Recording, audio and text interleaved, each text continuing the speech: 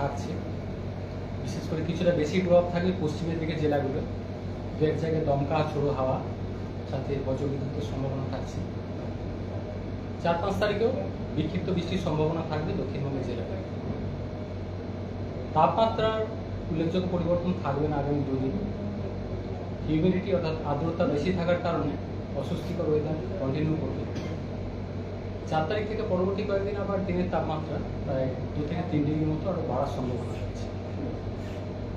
কলকাতা পার্শ্ববর্তী অঞ্চলে আগামী 2-3 দিন প্রধানত বিক্ষিপ্তভাবে বৃষ্টিপাতের সম্ভাবনা থাকছে।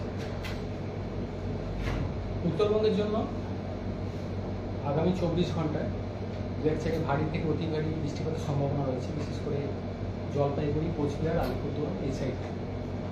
দার্জিলিং, কালিম্পং এই জেলাগুলো দু এক জায়গায় ভারী বৃষ্টির সম্ভাবনা আগামী 24 ঘন্টায়।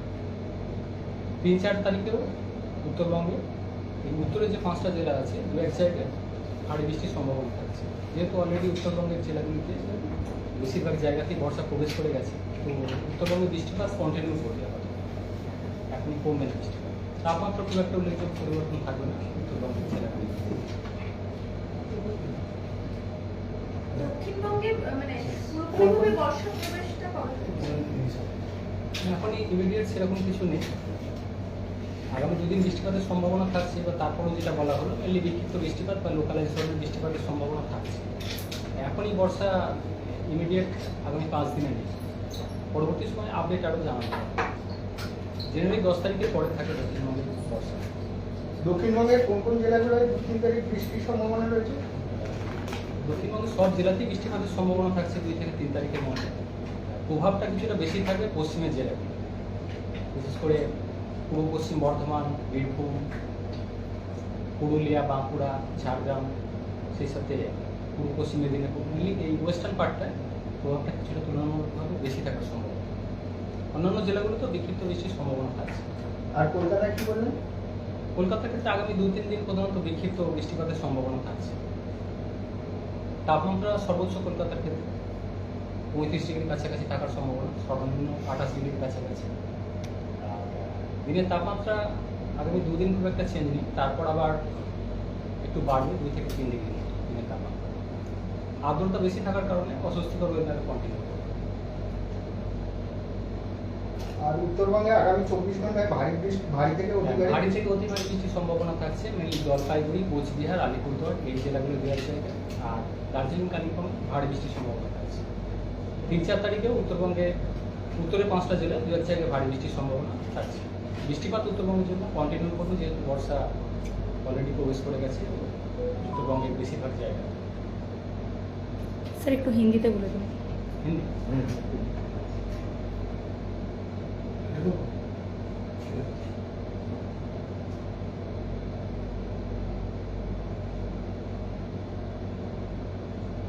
साउथ बंगाल के लिए बारिश का संभावना अगले 2 दिन है।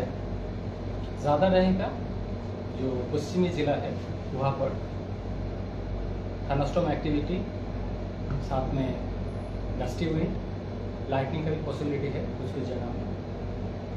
मेनली उसके बाद 4-5 तारीख स्कैटर टाइप का रेनफॉल एक्टिविटी के चांसेस। मेरी लोकलाइज टाइप का ही एक्टिविटी है जो रेनफॉल का संभावना है।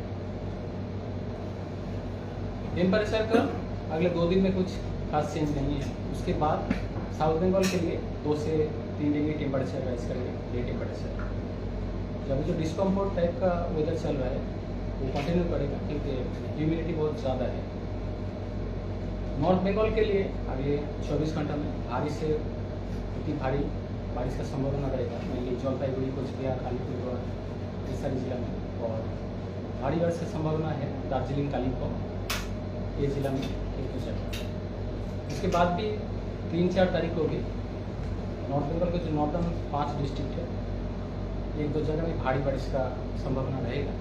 अभी नॉर्थ बंगाल के लिए बारिश कंटिन्यू करेगा क्योंकि मानसून ऑलरेडी नॉर्थ बंगाल के लिए मोस्ट पार्ट के लिए ऑलरेडी एंटर कर चुका है।